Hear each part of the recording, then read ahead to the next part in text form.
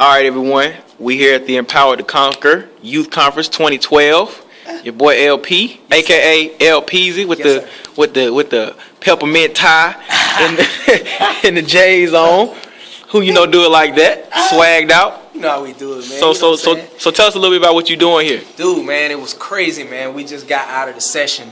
I'm suited and booted like this because, the themes of the conference is based on different reality TV shows or whatever. And mine is the message that I taught was based off of the TV show The Bachelor.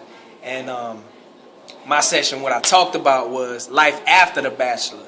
You know what I'm saying, man? It was crazy. It was bananas, man. The Holy Spirit just showed up, man, and showed out, man, and just gave us so much wisdom. I say us because I was being taught too.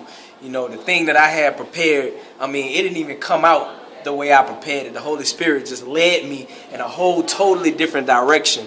You know what I'm saying? And it was just talking about how, our commitment, we're not bachelors anymore. We are married to Christ. And in a marriage, there's commitment, and Christ, his example to us, we would be a fool not to be committed to him because he's committed to us in every way. Christ don't slap the church. He don't cuss the church. He don't get beef with the church. He don't, he don't do that. You know what I'm saying? He loves the church. And I could, put it in a very, very practical way as far as with my marriage, with my wife, my relationship with my wife. I'm committed to my wife. You know what I'm saying? And, because Christ don't beat the church, slap the church, cuss out the church. I'm not finna beat my wife. I'm not finna cuss at my wife. Even though she's a gator, if I tried to beat on my wife, it'd be ugly. Nah. But apart from that, she's a sweetheart. But anyway, man, it just came out so good, man. And a lot of times we make commitments to things and commitments to people that are not committed to us. Yeah. You know what I'm saying? Yeah. And, it was a very practical illustration that I gave. I talked about how when I was young, I was committed to all the rappers, you know what I'm saying, and their music and what they talked about in their music. And I would, this was back before we would digitally download stuff. We would go to the store and buy CDs.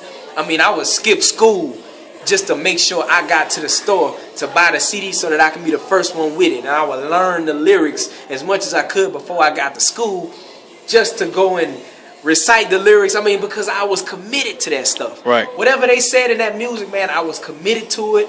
I had to live by it because I was listening to it constantly. And my manner of life was based off of my commitment to them. But one thing I learned and realized as I got born again and my mind began to become renewed was they wasn't committed to me. And it's foolish for me to be committed to somebody that's not committed to me.